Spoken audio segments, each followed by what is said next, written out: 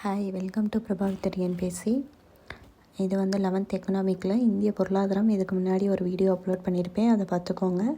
Next lesson வந்து இந்திய பொருளாதாரம் வந்து சுதந்திரத்திற்கு முன்னரும் பின்னரும் எப்படி இருந்துச்சுன்னு சொல்லிட்டு. இதில் ரொம்ப இம்பார்ட்டண்ட்டான உள்ளது மட்டும்தான் நான் நோட்ஸ் எடுத்திருக்கேன். பாருங்கள், ஜஸ்ட்டு 3 பேஜஸில். பட் நீங்கள் ஃபுல்லாகவே கோத்ரூ பண்ணிவிட்டு இதை ரெஃபர் பண்ணிக்கோங்க. இந்திய தொழில் கொள்கை. ஃபஸ்ட்டு தொழில் கொள்கை எப்போன்னு நல்லா பார்த்துக்கணும். 1948 ஏப்ரல் 6. அதுபோக 1956, 77, 80, 90, 91 இந்த டைம் எல்லாமே வந்திருக்கு தொழில் கொள்கை. அடுத்து பசுமை புரட்சி ரொம்ப ரொம்ப இம்பார்ட்டன்ட். பசுமை புரட்சியின் தந்தை யார்? MS சுவாமிநாதன், உங்களுக்கு தெரியும்.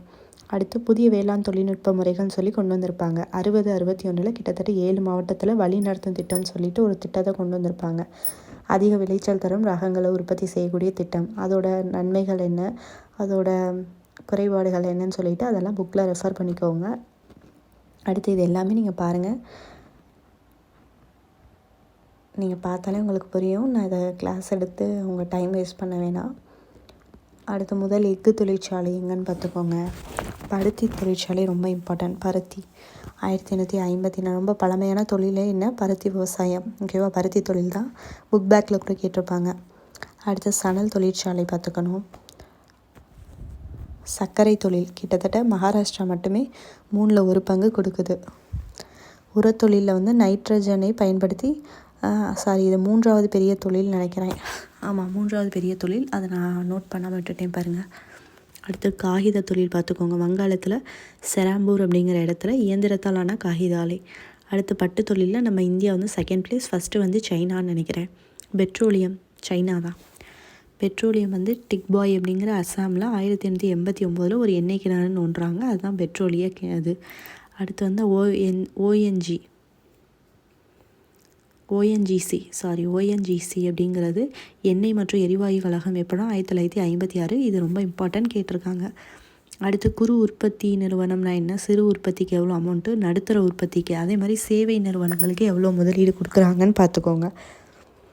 அடுத்து வங்கிகள், தேசியமயமாக்கல். இது பாக்ஸ் கொடுத்து புக்லேயே கொடுத்துருப்பாங்க, அதை நீங்கள் பார்த்துக்கோங்க. நான் எக்ஸ்ட்ரா வந்து இந்த RBI வந்து எப்போ கொண்டு வந்தாங்க அப்படிங்கிறத 1935. இது வந்து தேசியமயமானது தான் 1949. அடுத்து HDIக்கும் PQLIக்கும் உள்ள டிஃப்ரென்ஸ் பார்த்துக்கோங்க. HDIயில் வந்து வருமானம் இருக்கும், PQLIயில் வருமானம் இருக்காது.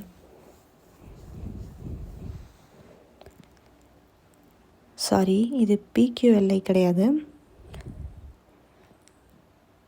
இது வந்து எதுக்குள்ளதுன்னா பிஸ்வதத் குஹா அப்படிங்கிறவர் வந்து சொல்லியிருப்பார், இந்த 3ஐயும் வச்சு நீங்கள் கால்குலேட் பண்ணுங்கன்னு சொல்லிட்டு. PQLIங்கிறது வந்து என்னென்னா, அதில் வந்து என்ன சொல்லியிருப்பாங்கன்னா வாழ்க்கை தரம் சொல்லியிருப்பாங்க, அதே மாதிரி கல்வி தகுதி சொல்லியிருப்பாங்க. நெக்ஸ்ட்டு ஒன்று குழந்தை இறப்பு விகிதம்.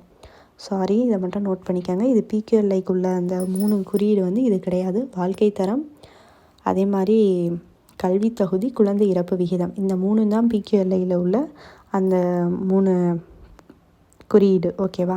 இந்த 3 வந்து என்ன சொல்லியிருப்பாங்கன்னா, HDI வந்து சில இதை புறக்கணிச்சிருக்கு அப்படின்னு சொல்லிட்டு பிஸ்வஜித் குஹா அப்படிங்கிறவர் HDI 1, 2, 3, 4ன்னு சொல்லிட்டு கொண்டு வந்திருப்பார். அதில் அவர் இந்த 3ஐயும் கொண்டு வரணும் அப்படின்னு சொல்லியிருப்பார். கைஸ், இதை மட்டும் நோட் பண்ணிக்கோங்க. தேங்க்யூ.